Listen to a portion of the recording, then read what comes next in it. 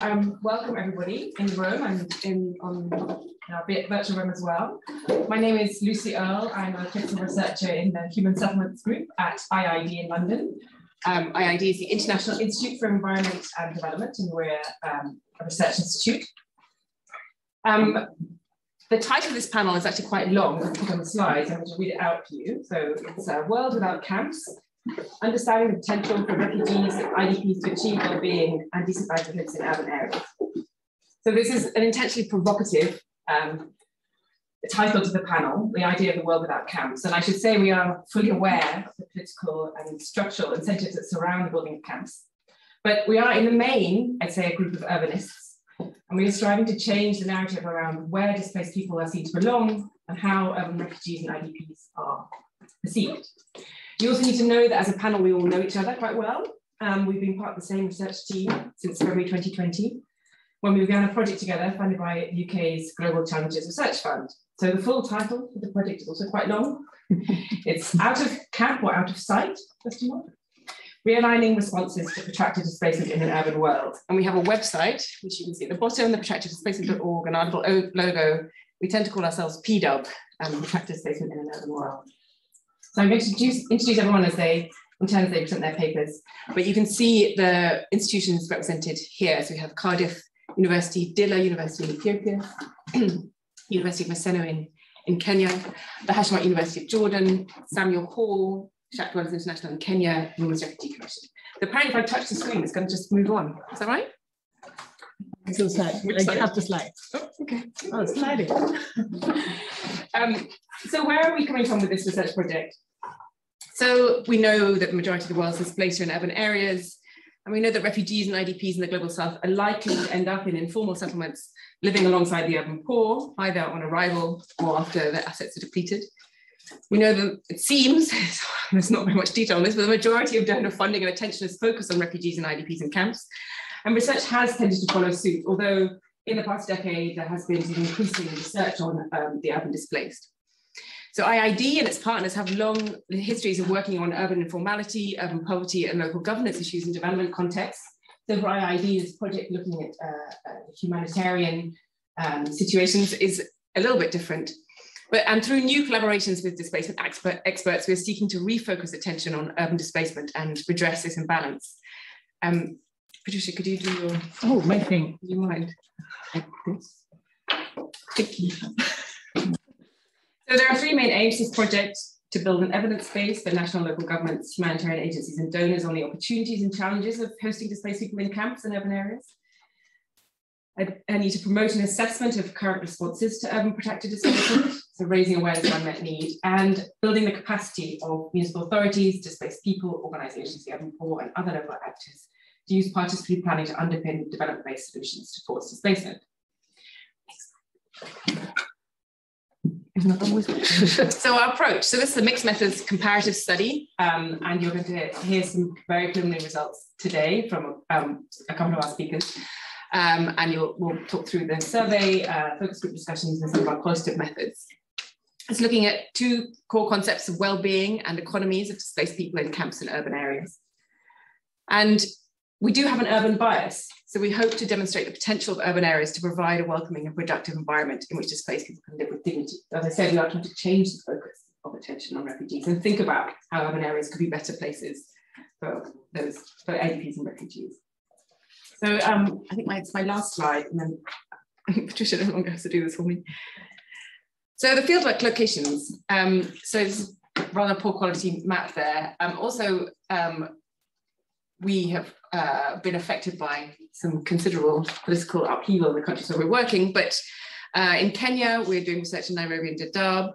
In Ethiopia, we've already had to change the location once, but Addis Ababa, and we have actually gathered data in a Sata camp in the Afar region. In Jordan, this is Amman and Zatari. It was originally Al Azraq camp, but that's no longer possible. And we've been working in Afghanistan, in Jalalabad, and in Barakab settlement, which is an IDP plan settlement just outside of Kabul. So we kicked off this research project at the same time as the pandemic basically got hold of Europe.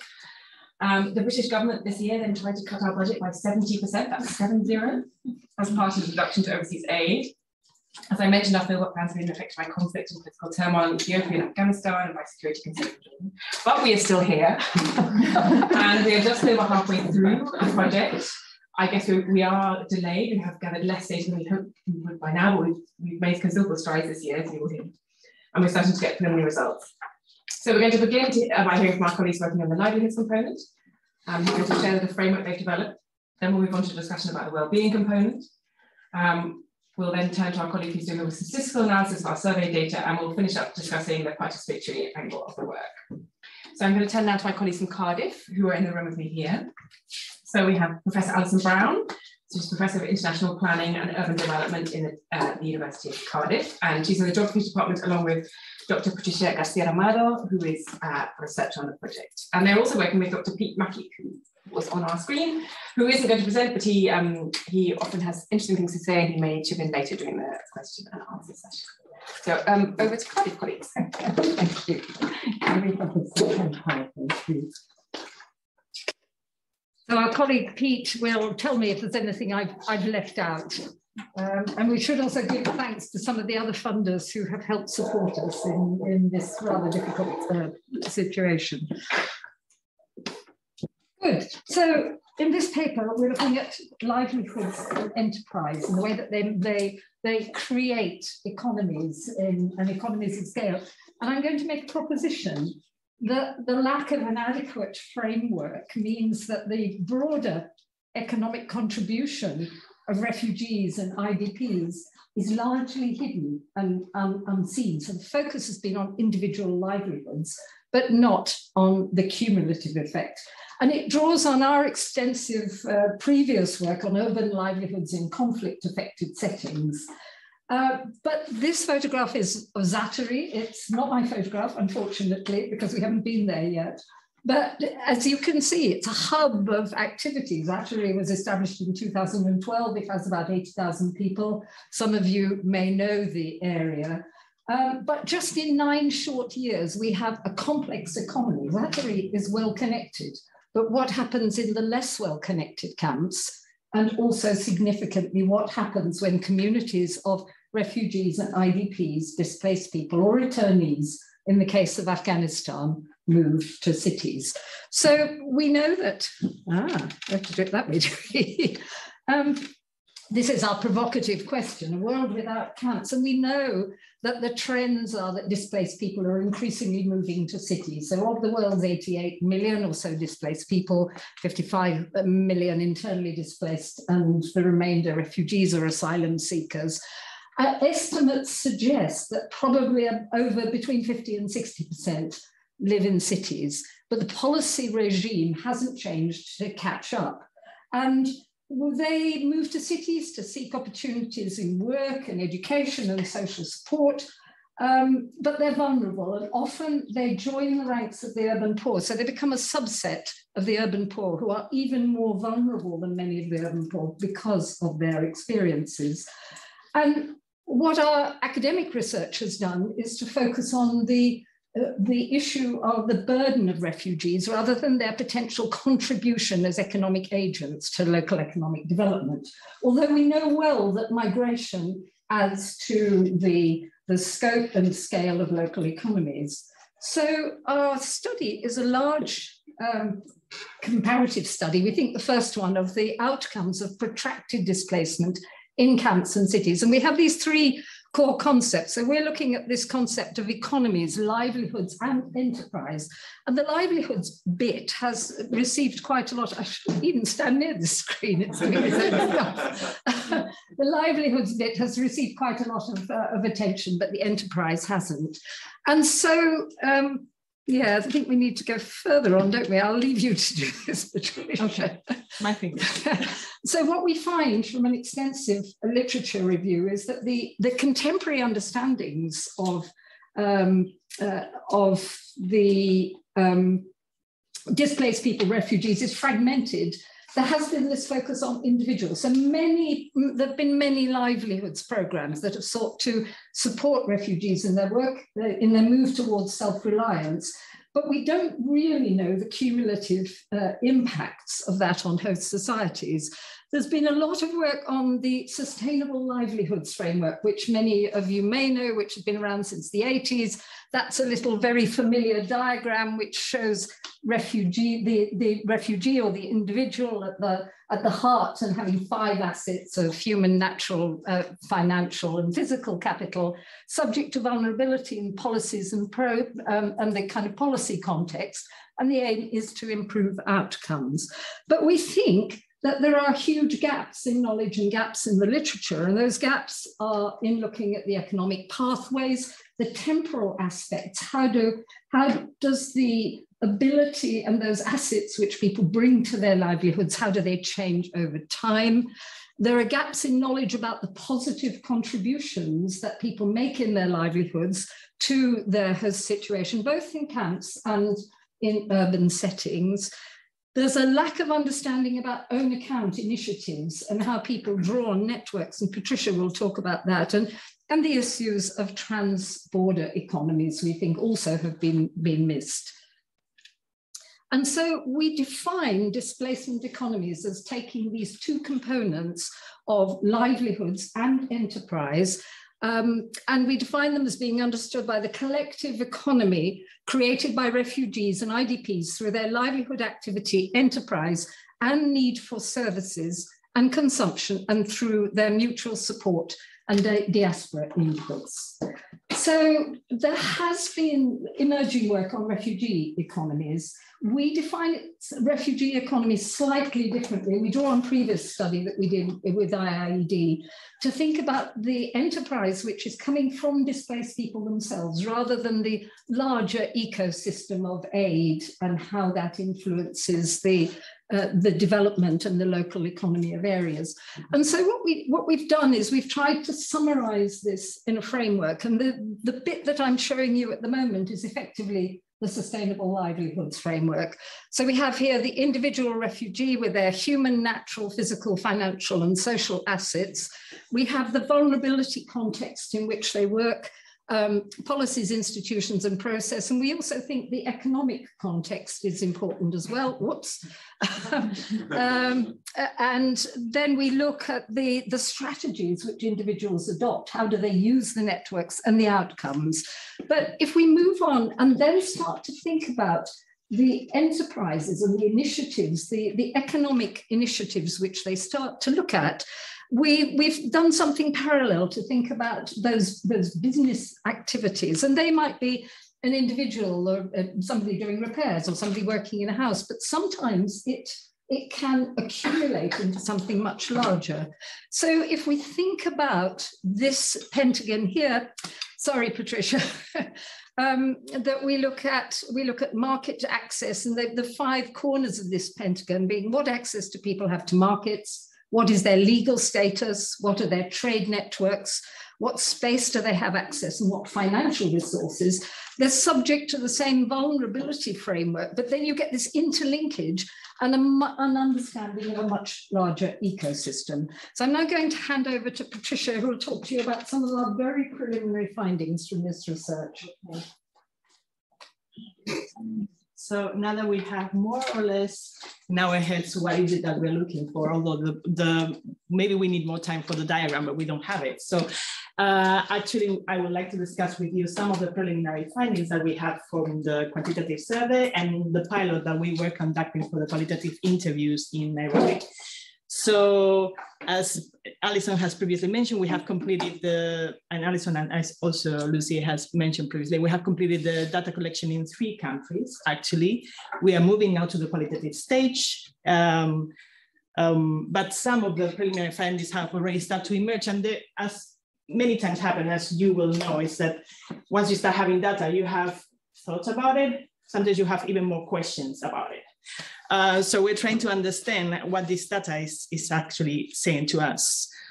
So first, before I start with moving with the data, let's start, for those of you who are not familiar maybe with the different contexts that we're dealing with, the actual right to work and right to open an own enterprise in these different countries is different for refugees in all of them. So we have the case in Afghanistan where returnees and IDPs we're dealing with, they are citizens of the country. So in principle, they are entitled to the same rights. we can discuss whether those legal rights have a de facto representation in reality, and what challenges are they facing in order to access to livelihoods and also have opportunities for their own business. But that will be part of the discussion. Then in Ethiopia, there's this out-of-camp policy that is only applied to those refugees that are capable to show that they are self-reliant without working, actually.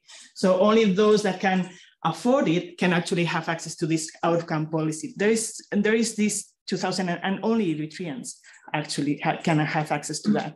So in 2019 there has been a change in the legal framework for refugees, and it seems that there's going to be new opportunities for refugees to actually work. Till this moment, they didn't have access to or the right to work. Right now, they are starting to change that. They might have access to particular sectors. That's something similar to what is happening or what has been going on in Jordan. So they might have access to particular sectors, those where there will not be a competition with Eritrea, with Ethiopian nationals.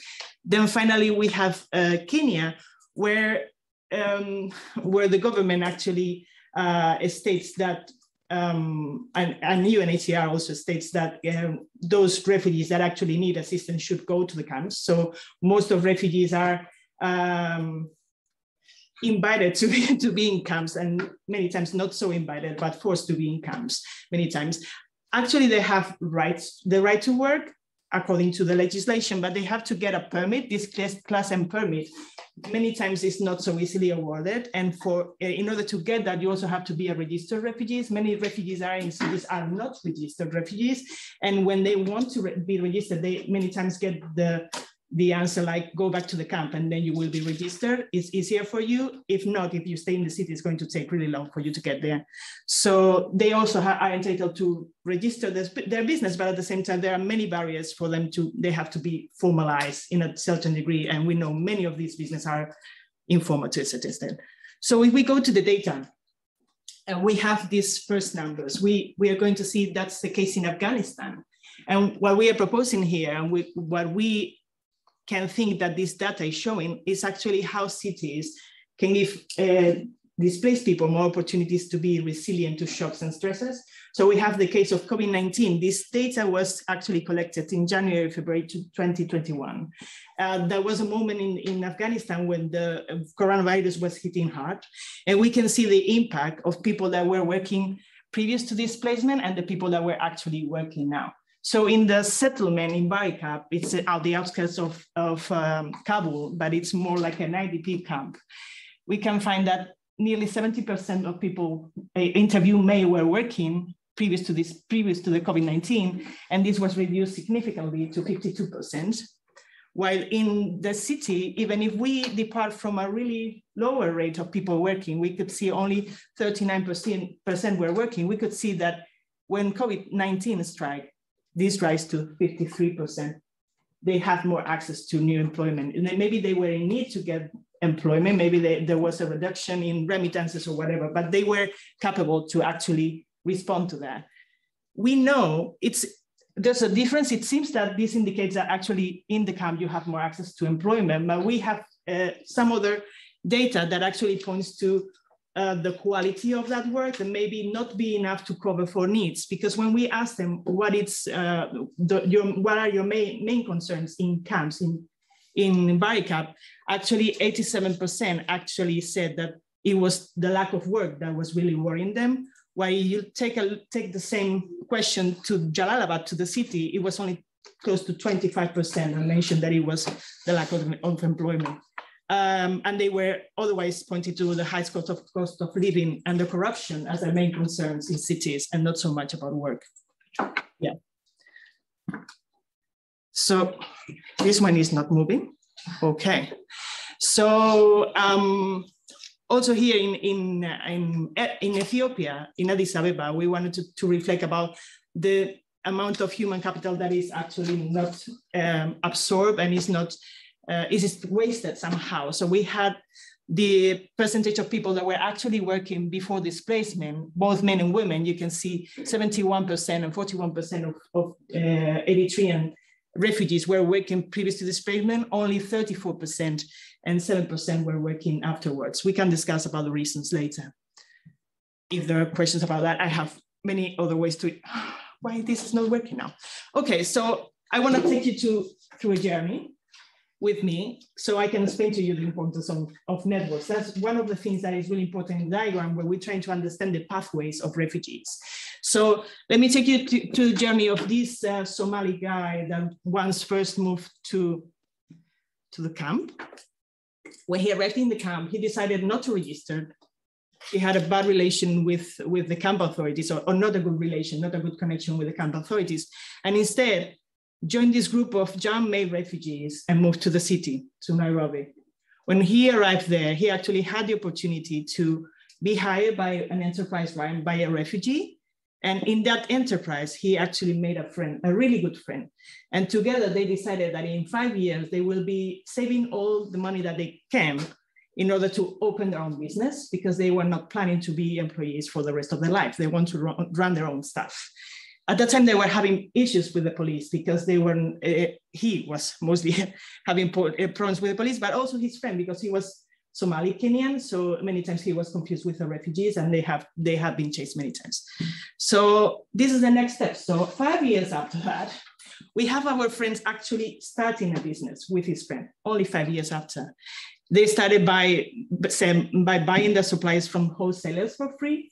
They were getting this for free. They were repaying later with 0 interest. And little by little, they managed to grow and actually afford to buy from these wholesalers. Then they decided to associate with 8 other businesses in order to expand their business and be able to actually get goods from China and Uganda. They were paying jointly for the shipment so they can divide the cost of doing that. And they were slowly improving the quality of their business. They have also a direct direction with direct communication and frequent communication with their customers through a line that was all the time open for them to receive claims for goods. And finally, they have problems sometimes at customs with the change. There was a changing problem. So now they have problems with customs when they were trying to import things from China and Uganda. So you can see there's a movement of actors. They are no longer, first they were refugees, now they are other. And finally, we have this one that is much more complicated, but I don't have time to say. So I think just very quickly to wrap up, our findings are at an early stage. We want to map this back onto the framework. We think that the displacement economies framework will do that, but what it also helps us do is accept as a reality the urban component of displacement and enable us to look at the positive elements of that. Thank you.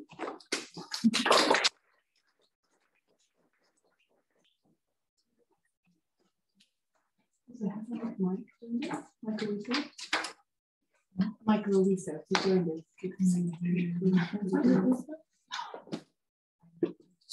Yes. Mike, are you online?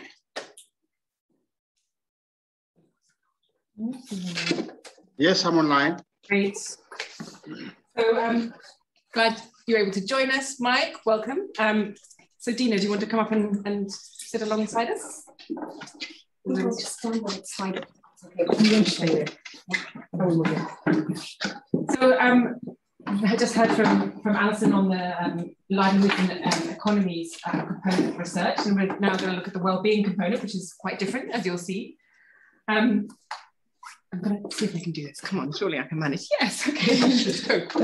So why are we researching well-being? Well, one of the main aims of the research is to bring greater attention to the capacities, aspirations, and needs of IDPs and refugees in urban areas, and explore how towns and cities can be safe, productive, and welcoming places for displaced people.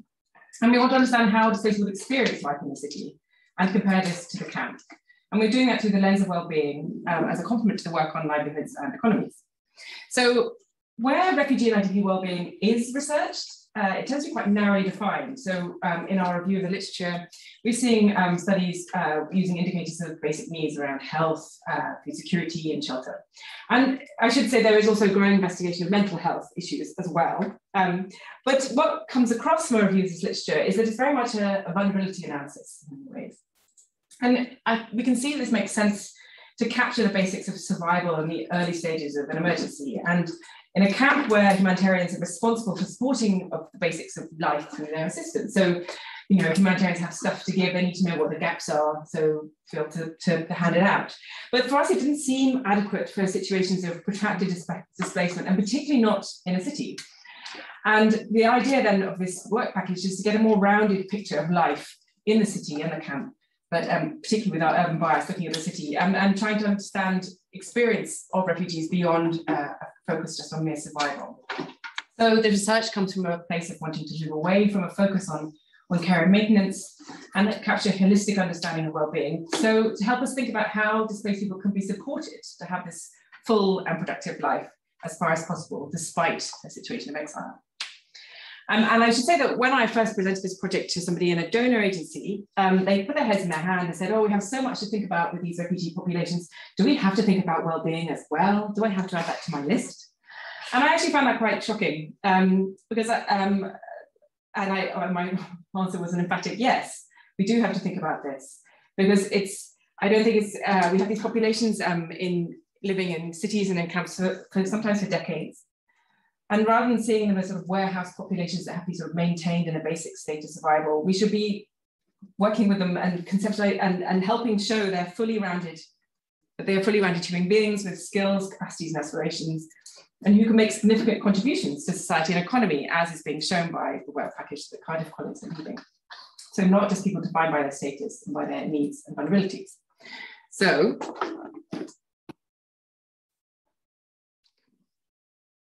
yes, here we are.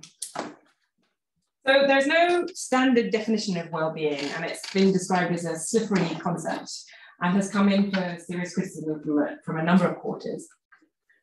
One strand of thinking that's quite problematic, shows the problematic nature of well-being, is that it's an idea of well-being very much grounded in liberal individualism, the idea that well-being is owned and managed by the individual.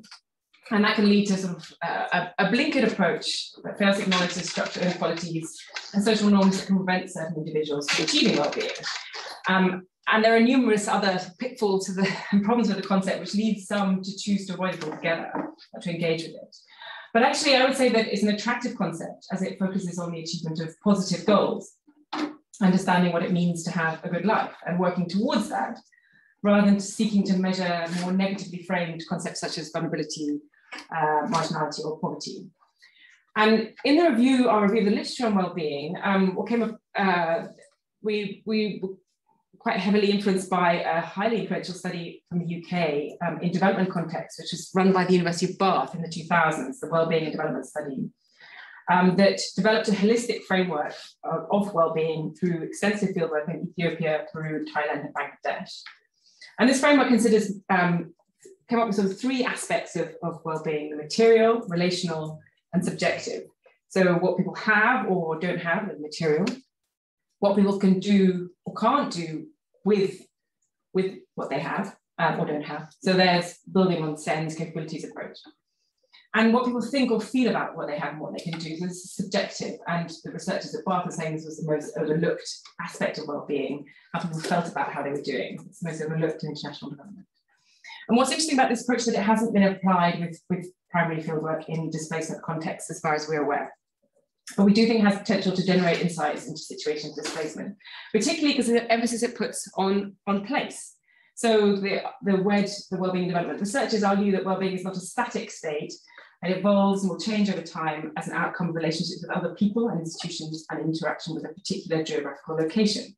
So this seemed particularly appropriate for us to build on the WED framework, given our interest in understanding the way that different locations, the camp and the urban, are impacting on wellbeing. And I'm going to hand over now to Dina, who's going to talk through how we developed the framework, and then on to Mike, who will be talking about, who I failed to introduce, sorry. All right, I'm going to introduce Mike. It's quite hard to present and chair at the same time, sorry. But I think what's interesting is that we're interested in place, the camp and the urban, and the different impacts of that, but already the issue of place has come through in some of our very preliminary investigations of the concept. So, forgive me, Dina and Mike. So Dr. Dina Dajani is a researcher with me at, in the Human Settlements Group at IID, and Dr. Michael Owiso, you can see on the screen there, who is in University of Maseno in Kenya. He's the Dean of the School of Development and Strategic Studies. Apologies for not introducing you.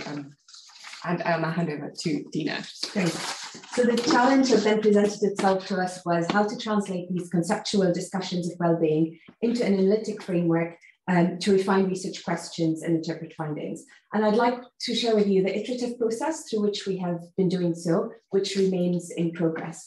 So when we began the project, we turned to three bodies of literature and policy. The first were studies of well-being within forced migration studies. The second, and these remain quite limited in number and singular studies, but still very important for highlighting, generating insights into specific issues of well-being for displaced populations.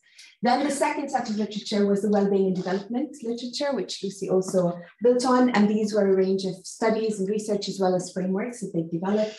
And then the third were well-being indices developed by national governments, largely in the global north, who have been increasingly measuring quality of life through this concept of well-being.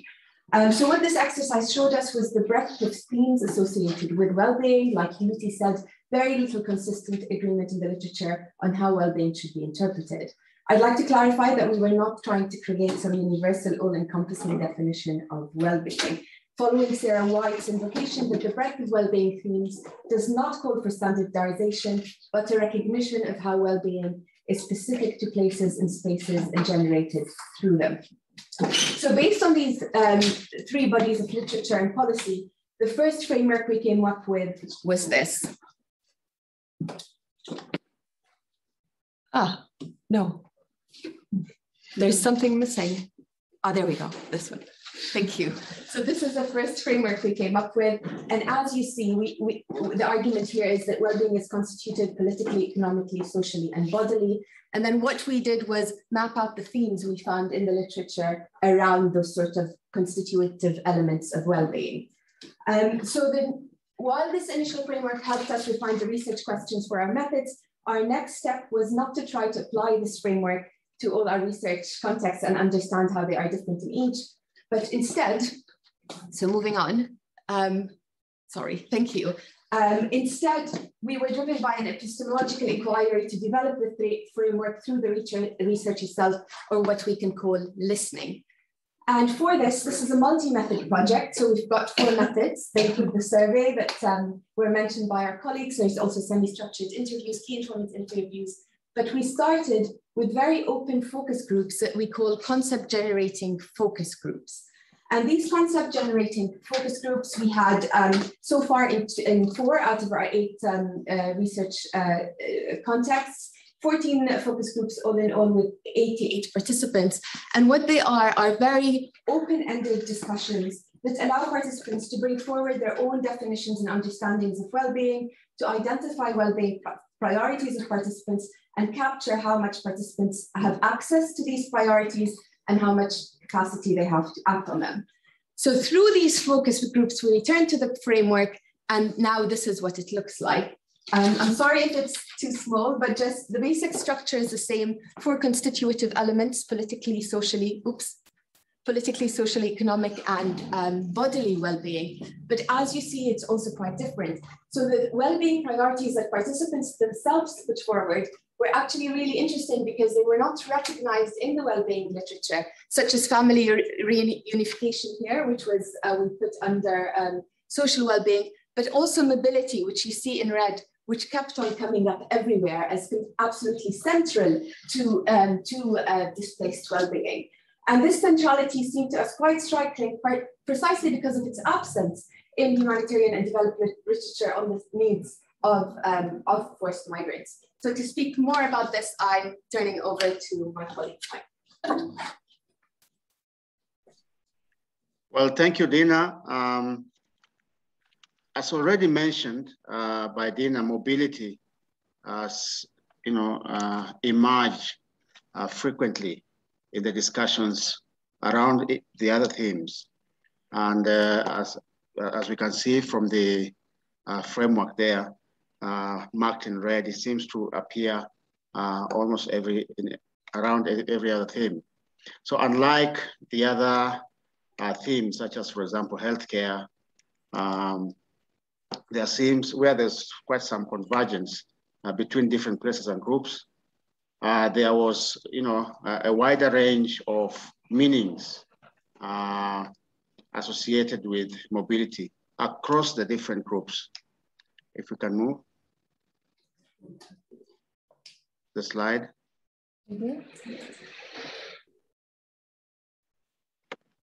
Which The one? Nairobi one, the first one. Which slide do you want? Mobility, So could you go through until we get to there? Yeah, thanks. just one more slide. Okay. Yep. No, this is the second actually. Yeah, This is the one before it. There's Yeah. probably a delay. Yes, We've got the first delay. mobility. If there's a slide. delay in the So generally speaking, the three meanings of mobility seem to emerge out of the field work. And the first meaning that came through was, or conception of mobility was mobility as containment. And here, for example, we see displaced people in Dadaab saying that we refugees say, we say we are in a cell that is open to the upper part. And in Dadaab, again, they continue to say, for example, that refugees believe that camps are prison. So bringing out this meaning of, containment, that refugees, particularly in Dadaab, because of their encampment policy, they view mobility as related to this concept of containment. There was also the second conception or meaning of mobility as crossing over. And here, refugees, displaced people, saw the opportunity to cross over, to make a change in life. The opportunity to, for example, move from one estate to the next that is comparably relatively expensive compared to the next one. And so this crossover, meaning that someone has crossed, has moved from one side of life to the other, and can now be able to sustain himself, and because of the wealth that they have gained out of that. It also meant that one has moved up in status and now can afford things. So if they were able to afford 2 meals a day, which is the case usually, crossing over meant that they could now probably afford 3 meals a day by virtue of living in the next neighborhood. For example, there's this quote by one participant from the Horsemen's Focus Group, which said that he has moved from Mathare to Eastleigh and now lives in an estate or gated community from living in a squalor life. Mathare is a relatively poor neighborhood compared to Eastleigh, and so by moving to Eastleigh, the next neighborhood, then the participants saw themselves as having crossed over. Next slide. And then there was mobility as leisure. To participants in Dadaab, for example, the leisure is very important.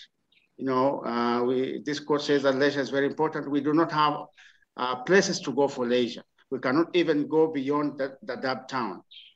Another participant in Barikab, for example, says that a car so that we could go sightseeing as well as to weddings. And another participant also in Barikab was saying that even we cannot go outside of home when we don't have money. So mobility as leisure here, meaning that the fact that you can be able to afford leisure, to afford these extras in life, meant that you are doing better, you are doing well. I now hand over to Lucy. Thank you. So yeah, very quickly some concluding thoughts. So clearly this is a work in progress, and I think we'll be carrying on refining the framework as we get into the quantitative phase of our research. And it perhaps might seem obvious to state that a person's location will have an impact on their well-being, particularly when they've had no choice but to leave their place of origin and then have limited choice of where to settle in countries within the encampment process, such as Kenya, and denied the freedom to leave that place. And also something emerging in our piloting of our quantitative tool. And there's also the lack of mobility, even for refugees in Nairobi as well, who are fearful of leaving easily because of their lack of documentation, or even for fear of harassment by the police. So their mobility around the city is constrained. So location will have an impact on all sorts of other factors closely associated with broad understanding of well-being. So your ability to form social networks, to engage politically, opportunities for income generation. But it seems as though these broad aspects of well-being and how they're produced by a person's engagement with the place around them don't seem to be a significant point of inquiry in refugee and displacement studies at the moment. So I just, I don't have any answers to these questions, but I've been asking myself, so why are conceptualizations of well-being in research with displaced people so narrow, particularly in urban areas where there's potential for much greater quality of life? And I sort of been wondering why this is. Is it that we don't see refugees and IDPs as city residents, so we don't believe they should care about these broader issues? If they're classed as refugees, is their well-being measured in terms of basic survival and not as a human with aspirations? Is it because so much research is driven by humanitarian organizations who have a limited understanding of what it means to have a good life in the city, or they're conditioned by the types of services they would provide in a camp and what they feel capable of providing in a city? Is it that we don't know what to do with the answers that displaced people might give us, given national policy constraints and restrictions on the right to work and or to move? Or is it that humanitarian agencies sort of funding and sort of promoting so much research of this research is they don't know what to do with the answers, as they lack the ability to operate effectively in the urban space and to engage with municipal authorities and other local actors? So these are just some questions, but we do think that understanding displaced people's relationship to place and how it impacts on their well-being is critical to inform efforts to create more inclusive cities. And we will be hearing more about that in our final presentation, but I think I'm handing over now to Steph. Indeed, hello everybody. Let me try to share my screen. So I should say who Steph is. Sorry, forgive me, so Steph embarrassed. Sorry, is Data Standards and Analytics Lead at Samuel Hall. So Samuel Hall is a social enterprise. Steph is based in Berlin, but she has colleagues in places including Kabul and Nairobi. Indeed. Thank you very much, Lucy. Thank you everybody for having me today. So I'm Stephanie. I work for Samuel Hall. We're a think tank and social enterprise working on migration. And I had the quantitative component of this research project that has been discussed on this panel. So as was mentioned, it involves a large-scale survey across 4 countries, contrasting refugees in camps with refugees in cities in a nutshell. So the tool focuses on profiling, of course, along with a battery of indicators on well-being and livelihoods. And today I present some preliminary findings. And I focus on the evidence from 2 countries, namely Kenya and Ethiopia. So we'd like to compare the well-being of refugees and the livelihoods of refugees in camps and cities. But first we wanted to ascertain whether it even makes sense to compare these cohorts without further statistical analysis. In other words, are these groups even similar in profile? It's a relevant question, right? Because it's not a controlled experiment where refugees are randomly assigned to a city or a camp to live in. Rather, we suspect there's an element of agency, but how important is this element of agency? How important is the prison, the cage that's open only to the top that Michael was just talking about? If there is agency, rich refugees choose to live where? So we're going to be talking about this a little bit today, and we'll look at some preliminary analysis for livelihoods and well-being, contrasting the 2 settings. So just a brief reminder before we dive in of who we're talking about. So we interviewed 360, well, that was our sample target. I think we got a few more in each location, displaced in 2 camps, the Dab camp in Kenya and Asaita camp in Ethiopia. And then in cities, we identified an urban cohort that was, to the degree we could tell just from the statistics, comparable. So we interviewed Somalis in Eastleigh and Eritrean refugees in the Afar region in the town of Tamara Lodgia. Selection was random, based on geographic grid sampling, and then random selection of dwellings and of household respondents. So to the extent we could ensure the sample interviews representative of the refugee population of the area. So what did we find out? So we found that that agency is present. So it's not a perfectly, perfectly sealed cage, right? More than we thought, more respondents than we thought actually told us they had a choice in coming to their location. Surprisingly few said they had no choice. This then needs to be further explored in light of, what was said in terms of the camp as prison. Who are camps a prison for and why? Whom do the cell doors open for is something we're going to look at later on. We then asked what the choice was based on. Safety, we found, was an important draw towards the camp. Aid was not as important a factor in decision-making in favor of the camps as we had assumed. And employment was not as important a pull factor towards the city as we had thought. This, of course, then remains to be further faceted by profile. Some go to the city for work, but who? This is what we want to find out.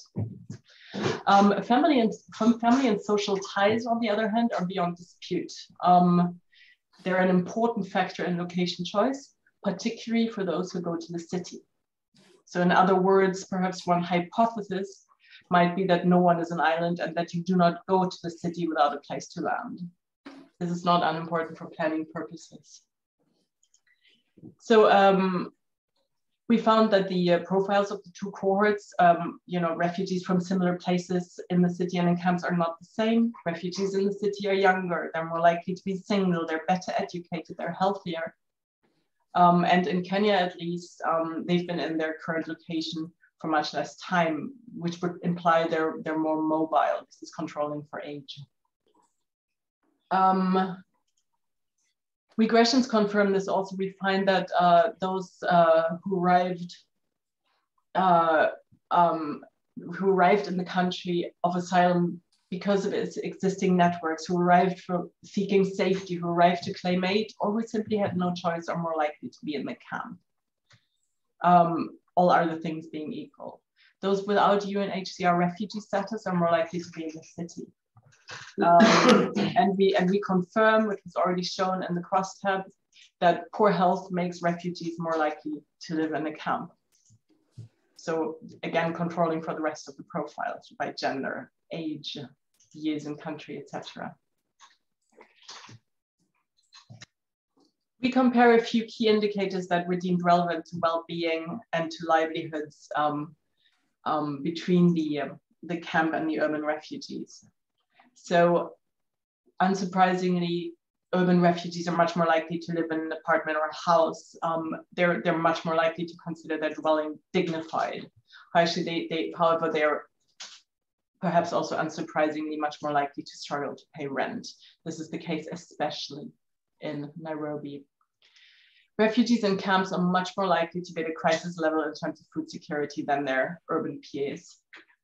And they score much lower when it comes to water and sanitation.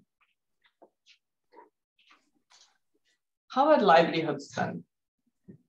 Well, we confirm what we suspected in Kenya to some degree. Refugees in the urban environment in Eastleigh are much more likely to have a job than their camp-based peers. This is the case for both men and women. In Ethiopia, this holds true only for men, and generally the rates of having work are generally much lower.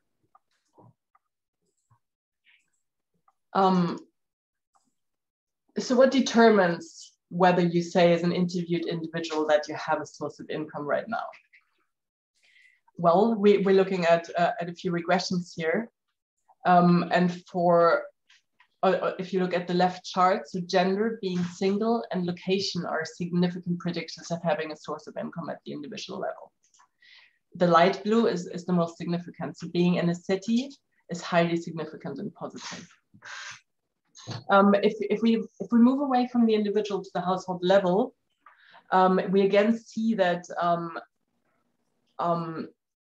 if you're in an urban location, you're much more likely to be able to cover your household's expenses from income from work.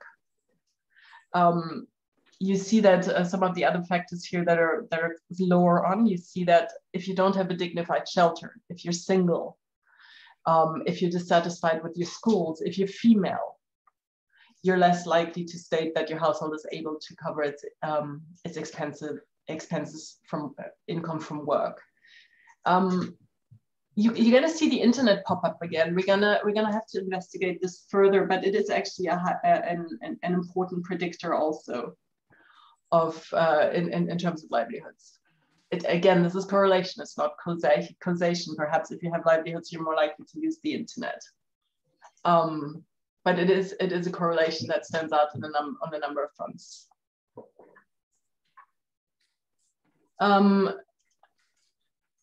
So if we compare the mental well-being scale, we see that in Kenya, you're much more likely to have good mental well-being, at least on the scale, if you're in a city than if you're in a camp. This is true also in Ethiopia, though the differences are less stark.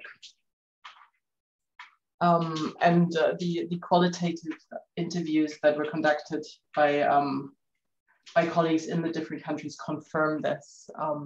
We found out that the more dependent you are on aid, the less likely you are to state that you have a high mental state of well-being.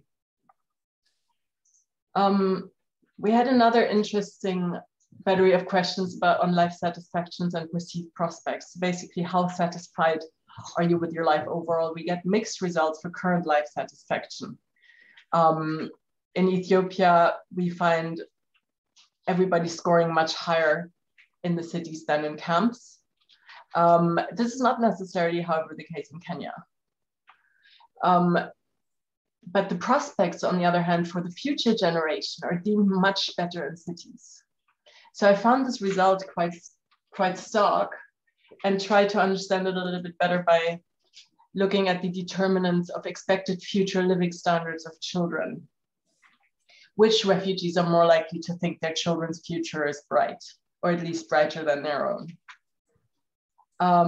So as we already saw before, being urban is definitely positive in this regard, but also being satisfied with your school. Dissatisfaction with public transport will mean you're less likely to feel good about your children's prospects. And again, this is controlling for the others. So if you're unhappy in the city, you're still less likely to be positive about the happiness of the future generation. If you're not well connected in terms of public transport in the city, everything else being equal, you're less likely to feel good about the future prospects of your children. Excuse me. So anyway, this is the kind of information that we hope can influence policy and planning later on. We did confirm the hypothesis that access to infrastructure, access to places where you can buy food, access to health, access to green spaces is much better in all the countries we've looked at thus far in urban spaces than in camps. And we did confirm the hypothesis that this influences on well-being. Steph, you've got 2 minutes. Yeah, I'm finishing. This is my last slide, thank you. So what are the next steps? We're going to conduct more data and analysis on Afghanistan, where the cohort is slightly different in that it's IDPs and not refugees. We're going to collect more data in Jordan. We're going to design metrics for refugee well-being and refugee economic well-being. And given how different the cohorts are between camps and urban, we're gonna have to do some, propensity score matching to make sure we compare refugees of the same profile in the two contexts. We are going to triangulate our quantitative findings with qualitative data and eventually engage municipal actors to foster local inclusion and basically inform pathways towards a more strategic urban response. And this is what I believe the next presentation will go into in more detail. Thank you. Thank you very much. Thank you, Steph. And that the rest of us on the team hadn't actually seen most of that data. This is really hot off the press. And I'm thrilled to see this issue around public transport being so important. So this I think there is a literature around the right to the city and the ability to navigate the city being an important part of that. And I think if you're stuck, stuck in the city or stuck in the camp without being able to get out and get around, that's a big impact on well-being. So thank you, Steph, for picking that one up. So our final paper, I'm going to hand over to three of my colleagues. So first of all, we're going to hear from Anna Walnicki, Dr. Anna Walnicki, who's a senior researcher in the Human Settlements Group at IID. We're then going to hear from Jacqueline Wanyonyi, who is based in Nairobi. She's a consultant research officer working with our Kenya team there. She was previously a manager at SDI, that's Shack and Sunrise International in Kenya. And I think the final speaker will be Naseem Majidi, Dr. Naseem Majidi, who is the founder and director of Samuel Hall, where she works with Steph, and she's also the migration displacement lead for Samuel Hall. So over to Anna, is that right? Thanks, Lucy. So yeah, this paper very much builds on all the papers that have come before it. What we're going to present today is a little bit about how we are taking the data and the knowledge and the expertise that exists within the consortium to inform the development of participatory planning processes that include displaced people in the project cities. So I'm going to just provide a very brief overview of the kind of rationale and how we've got to this approach. And then I'm going to hand over to Jacqueline and to Naseem to talk a little bit about participatory forums that have already been established in Nairobi and also in Jalalabad. So before going into this, I think it's worth just sort of pointing out that this approach very much builds on a form of decentralized planning that's been promoted by federations of the urban poor or embedded in decentralized planning processes in cities all over the world that has sought to include the urban poor and marginalized communities. But this is specifically to have more of a focus on how you can include displaced people in those sorts of processes. So I'm just going to move on. Why can't I click through? Oh, here we go. It's a bit slow. Okay. So yeah, the focus, the objective of this strand of work is to create spaces that can co-produce inclusive planning solutions. So the objective is twofold. One is to build capacity amongst municipal actors, that's local government and other humanitarian actors, civil society organisations that are operating at the city level, to communicate and develop innovative, inclusive solutions to protracted displacement. But there's also an additional objective, which is how we can draw from those processes broader lessons that are relevant to the cities and also global policy actors in practice. The forums themselves, so basically what we're trying to do in each city is to establish a participatory forum that can foster urban responses to displacement based on participatory planning processes. And so initially, these participatory forums are focused on identifying the barriers and opportunities for different municipal actors, recognizing that these exist in very different political contexts to facilitate access to basic services and social protection. But they're also designed to facilitate collaboration between diverse actors that might not all be collaborating with each other to begin with. And that specifically includes displaced communities and low-income communities, with the broader objective of fostering self-reliance and supporting the realisation of rights. The specific kind of objectives that you'll see, and these will come through in the presentations, in Naseem and Jacqueline's presentations, is to provide a space, so specifically to create a space where a range of local actors can come together to discuss and engage on issues that are affecting local displaced people and host populations, and to then generate solutions to protracted displacement in the city. Secondly, it's to draw on the lessons, the evidence, and the expertise that exists within the broader consortium that have already been presented, some of which has already been presented to you today, to shape policy and practice locally. But thirdly, recognising the expertise that exists within the group and also within the participatory forums to provide technical guidance and support for municipal governments who are hosting large numbers of displaced people.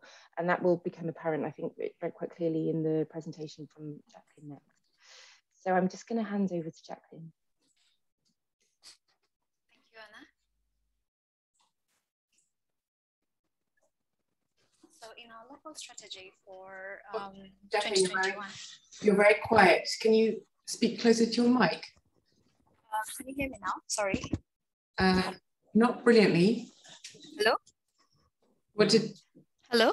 Yes, that's better. Yep. Okay, sorry.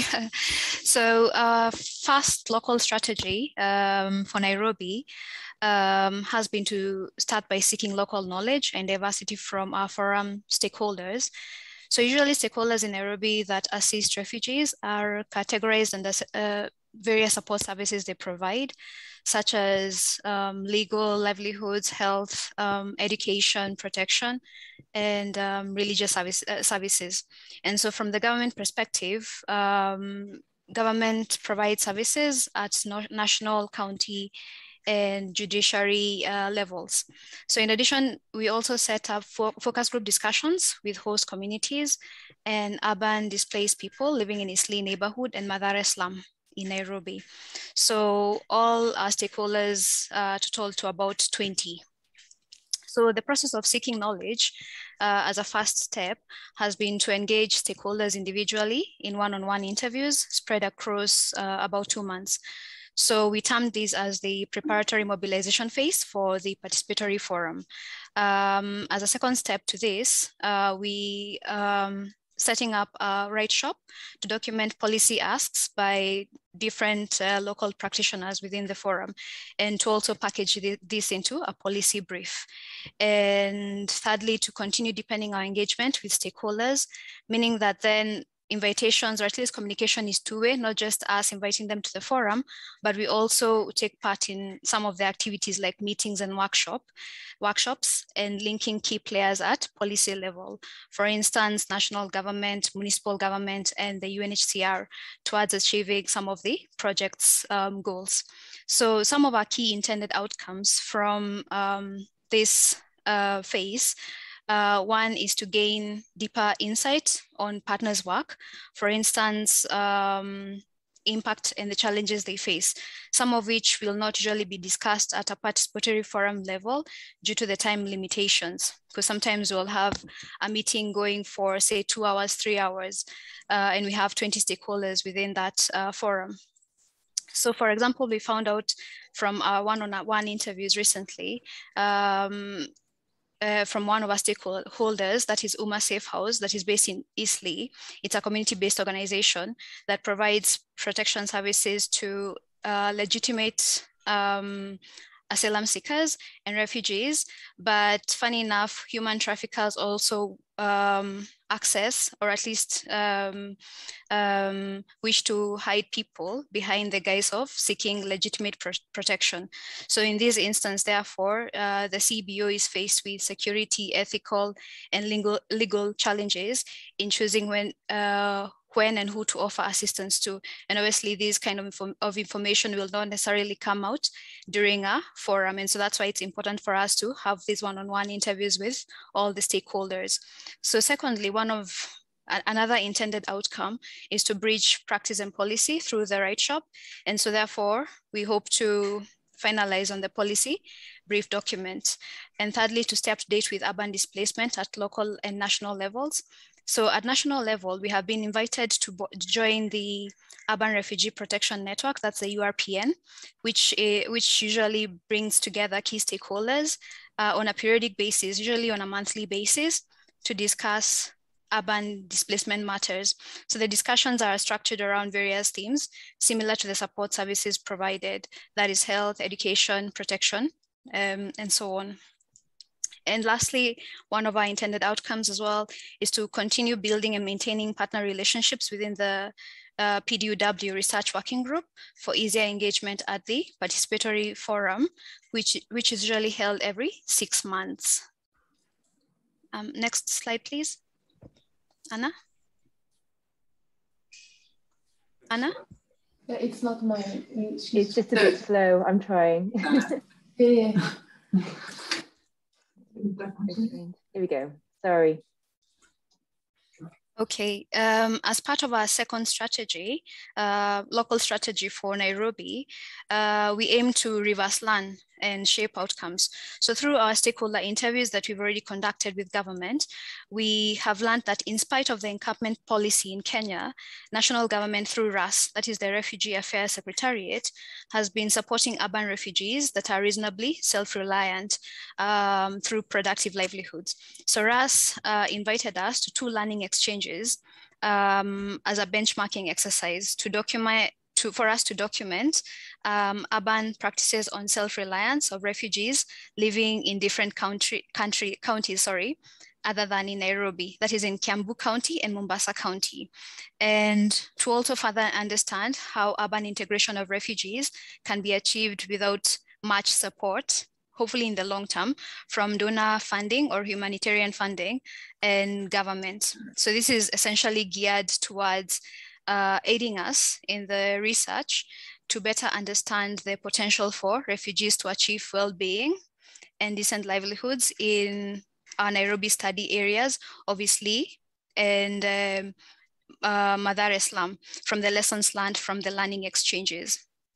But most strategically, the invitation to attend the learning exchanges by government was to help us form a basis of developing research or a project, hopefully in future, around urban integration of refugees with the government support and other key stakeholders, including funders. So this is targeted at other urban hosting locations in Kenya, specifically Nakuru City and Eldoret town that they have identified and that currently hosts refugees. From the perspective that Nairobi is already too congested. Next slide, please. So finally, in line with our local strategy, is to set up the Participatory Forum. So as a platform whereby we will listen through the active participation of stakeholders by presenting findings from all our 2021 activities. So firstly, we'll have a stakeholders validation. So essentially this is getting feedback from stakeholders on the joint policy brief document developed from the individual interviews and the write shop. That is from our initial phase, and to be presented to stakeholders later on, hopefully in 2022 at a policy level, including the Nairobi municipal government.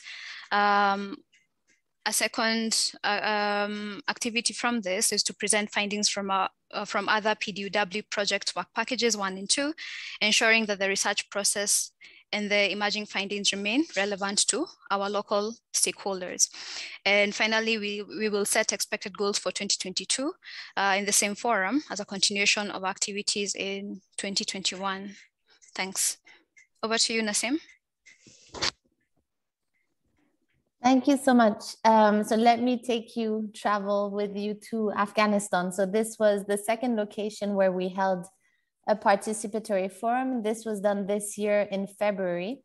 So we went to Jalalabad, which is near the border with Pakistan in the eastern part of Afghanistan. And it's basically home to both refugee returnees from Pakistan and internally displaced people from 17 out of the 34 provinces of the country. So it's not just an Eastern phenomenon. Jalalabad is really home to over half of the country's IDP population and 72% of the country's refugee returnee population. So this is why we chose Jalalabad to focus on.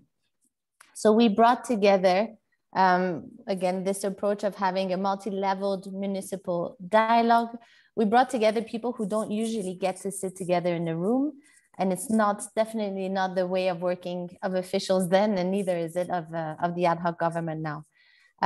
So the governor's office was represented, the municipality was there, all the representatives from local governance agencies, the director of women's affairs, refugees and repatriation. So there was a big, significant amount of government representation, showing again how important this conversation is, but also human rights offices, civil society organizations, university representative. The media was even there filming the arrival of all of these people. So again, showing how much the conversation matters. And most importantly, we had representatives from IDP and returnee communities, from elders and women alike. So it was quite unusual, quite uncomfortable at the beginning to get the conversation started, because the officials wanted to speak and leave, but they were told they had to stay. And there were several points of tension already there. Again, you know what happened in August in the country many months before. These tensions between governments and different populations were there. And one of the points of tension here that was discussed was the lack of consultation of people in policy development processes. And specifically here, the development of a national IDP policy in 2012 and its implementation since, that were all question marks for people. So the discussions IDPs themselves wanted to have on that day was, how come the policy hasn't reached us? How come you've made these plans, we weren't consulted, and now you want to leave the conversation? What is it that the state is ready to do for us today?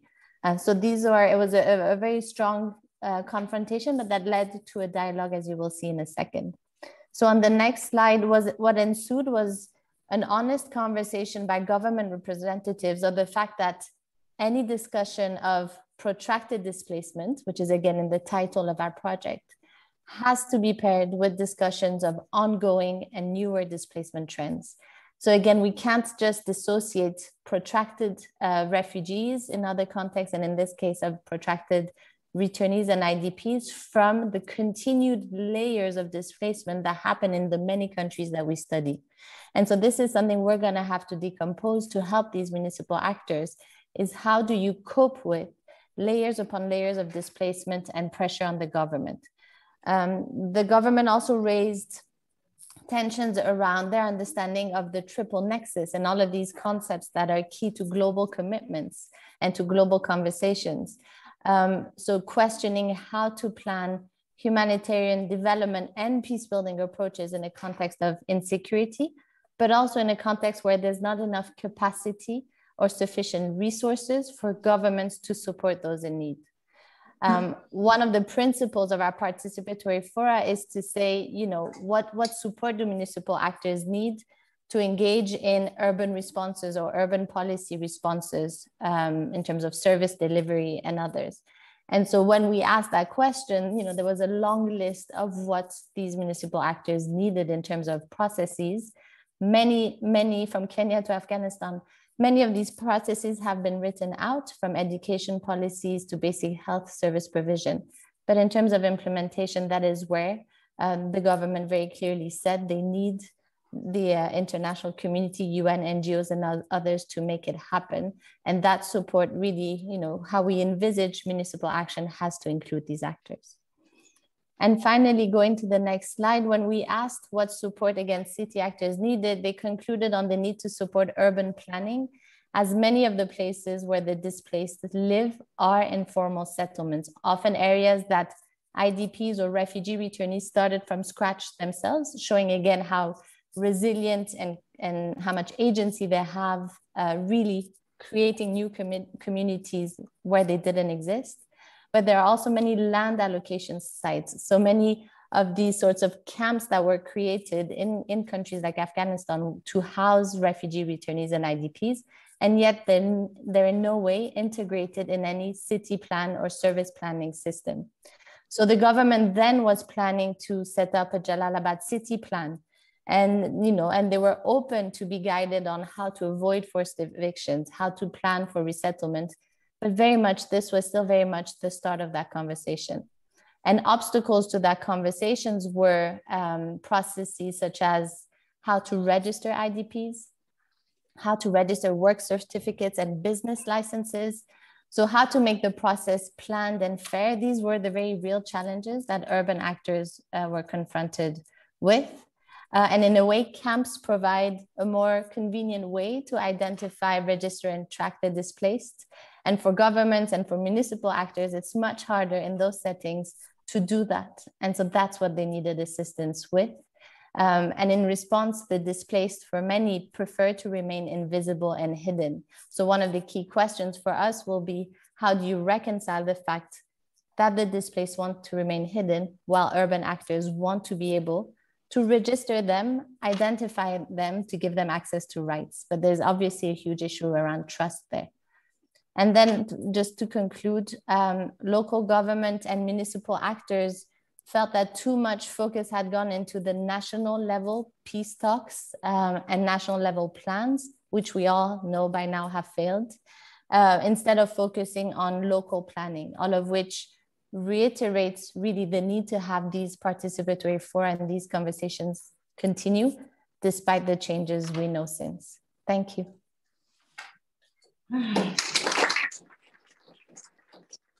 Thanks, Nasim. So yeah, I guess that, Anna, we've got only 11 minutes left there, so we did want to open the floor. Anna, did you have a final remark to make before we open? No, that's fine, don't worry. I did, but I think it's better for us to open the floor. Sorry to cut you off there. Can I ask, see if there are any questions in the room first? I see the gentleman at the back. Please tell us who you are. Yeah, Dennis Dijksel, Groen University, Bochum in Germany. First of all, I really like your presentations and also the approach, how you're taking a very relevant topic, some of the themes that you identified in it, but also did you try to have feedback meetings? I worked myself in Afghanistan on similar issues as getting civil society and government officials to talk with each other, and it was not something they were used to. So it's good to see other efforts on this. Well, we could also discuss how you now can work in Afghanistan, but that's, I guess, for later. A few remarks on the concepts and how they're related to your methods. You do tend to use a binary between camp and city. But in many ways, camps have become accidental cities. Bram Jansen, perhaps you know the book by him, on Kakuma refugee camp. So can you use that as opposites to each other? And to which extent are camps becoming cities, or certain neighborhoods are confining to people so that they can get out of it, so that these neighborhoods are becoming camp-like characteristics. But my main question actually is, you do seek local knowledge, you do try to, for example, focus group discussions, and you try to get some feedback mechanism, or broader, some discussion, some debate, some conversation between actors that normally don't talk with each other. But is your methodology enough for that? Don't you also need more ethnographic approaches? Because refugees, they have to negotiate corruption, violence, illegality. So there's a lot that remains informal. And how do you get access to that informal part of their lives that may actually be more determining or more influential in shaping outcomes than what you can formally see? So we don't have a great deal of time. Yeah. I would like to get some questions from other people as well. Sure. Did you have one? Did you have another question? Or there was one. Also, if you do it quantitatively, your definition of jobs, because many refugees also do agricultural work, and I don't know if that's part of your definition of jobs, and it helps them to get food. And that's work that I've done in South Sudan. But yeah, so I simply don't know your research well enough. Perhaps it's really something you thought about deeply. It's useful comments, though. was there another question? Go ahead. Thank you. And then we'll take a couple, and then everyone will have a chance to respond. I think we just do one round. Hey, just quickly, very interesting presentations. I wonder, though, whether the process and the results would change as you focused on the Western Hemisphere, where there's a tremendous number of refugees of different types and people moving around in quite a massive way, and whether this whole process would be different, or you would do the same thing looking in the Western Hemisphere. Yeah, just about the size of the cities. So with the exception of Jalalabad, the cities are very large. I'm just wondering, did you think about sort of looking at smaller scale cities or towns as opposed to?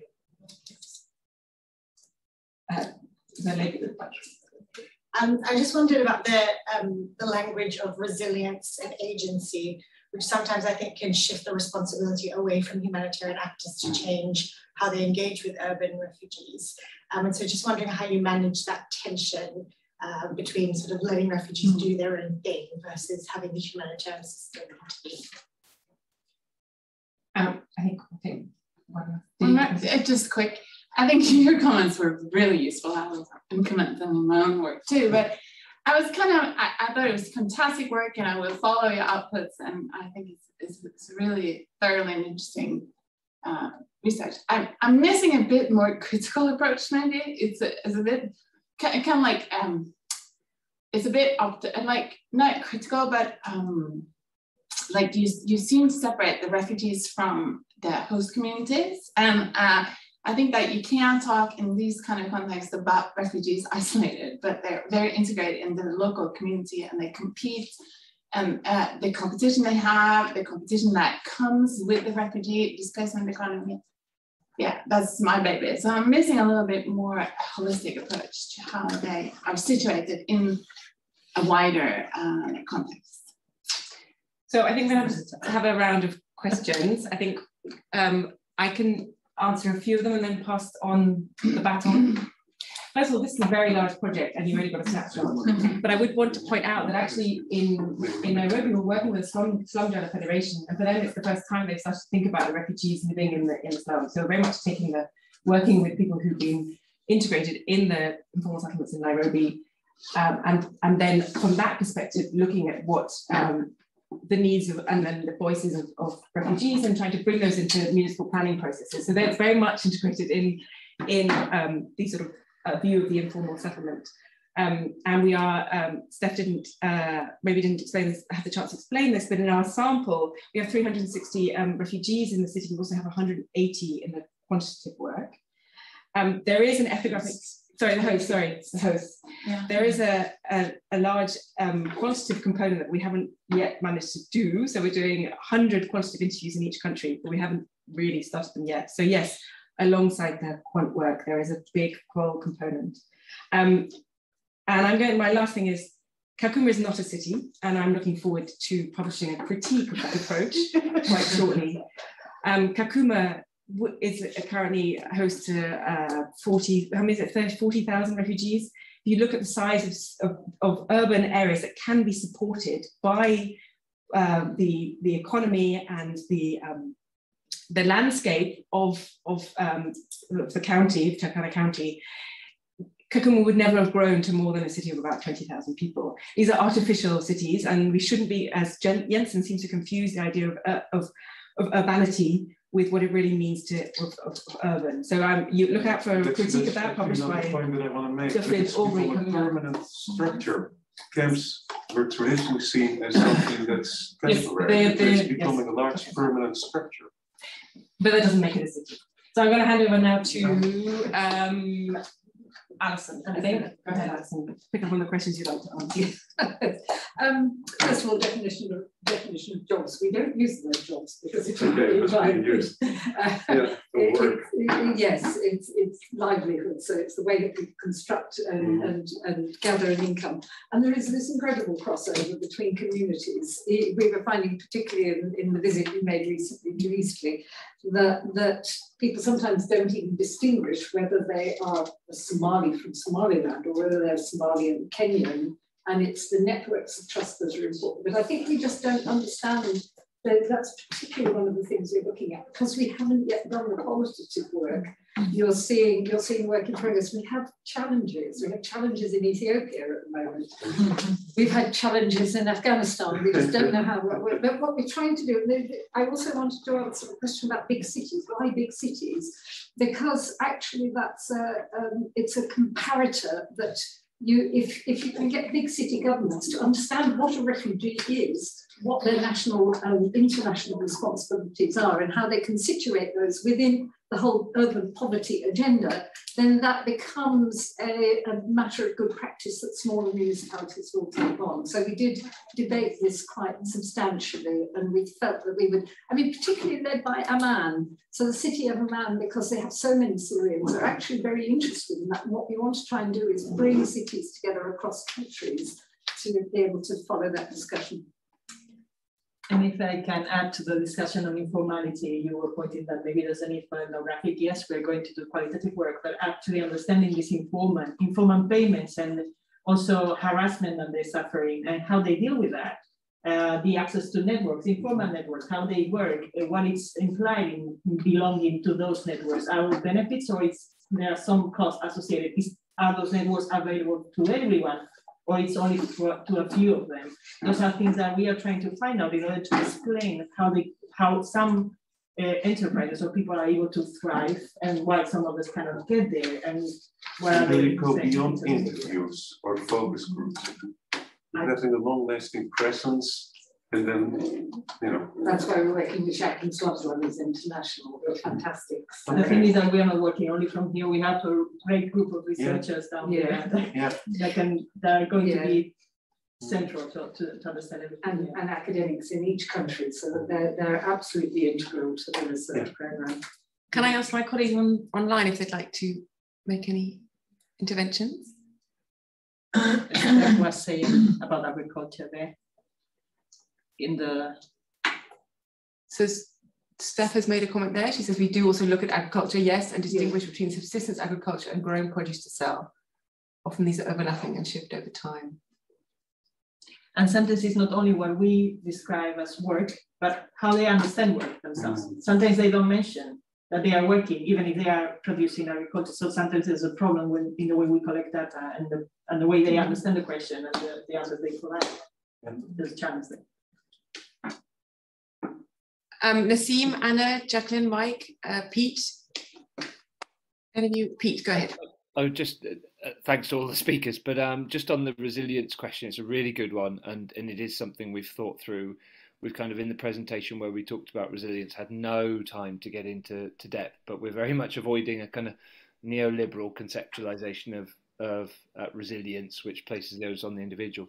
But it is about recognizing agency and aspiration, which has often been absent from a lot of the existing literature. That is not to let off the structures and the systems that are failing refugees in urban areas and camps. So point very well taken. If we do publish anything that is neoliberal in its approach to resilience, then have a go at us. Yeah. And again, remember also that the goal of the participatory forum is, I think we have 4 or 6, I can't remember how many, scheduled over the course and the lifetime of the project. And the idea is to use these as a way to present also our analysis, present the findings that we have, and see, so that we don't get stuck in an echo chamber, and see what they have to say about it. And given how vocal people are in all of our countries of study, I have no doubt that if we're not critical enough, they will push us to be. And also on the ethnographic approach, yes, myself, and as a COVID coping mechanism, we've been using a lot more ethnographic approaches. So it's not, I think we've been pushed to it, which is sad in and of itself. We should have done more of it earlier on. So autoethnography and other ethnographic approaches involving refugees, returnees, IDPs. For this specific project, maybe we don't, but the way we're building on all of these conversations and these dialogues, that's the angle we decided to take, was more about a conversational approach, not from just a few individuals or our target group, but really a range of who is in these cities. So I think I wish we could have done this for the camps as well, but our focus is going to be on the cities for the participatory forum. But that's the range of voices and the conversation we wanted to have versus an ethnographic data collection. So, and just Mike, go ahead. I think you may need to get the final word. Taking it from where Nassim has left, I think in Nairobi city, we're already seeing the enthusiasm from the participants in the forum, and which is a good sign that the uptake from the research will be good. Thank you. Hello, Jacqueline. Sorry, can I just say something? I don't know whether I wasn't clear when the lady asked about the research being holistic. For us to be able to work with government and more so municipal government, we need to propose to them that we are working with refugees and also host communities. So there's no way the Kenyan government will listen to us if we took an agenda for urban integration of refugees alone without also showing the impact the refugees will have on host communities. I just wanted to make that clear. for the lady. Yeah. Thank you. So I appreciate that it is now lunchtime, and so I wanted to bring this to a close. And thank you for all your challenging questions. And I'm sure there's opportunity to have further discussion. You can find us all on the protracteddisplacement.org website, where you can write to us and carry on the spirited debate. And we can also look out for our ongoing sort of blogs and research reports and articles that we post up there. And we'll be going for at least another year and a half. We may need to get an extension given what's happening in the country where we're working. So we'll be around for a while, developing our ideas and looking to the opposition. Perhaps if anyone wants to speak.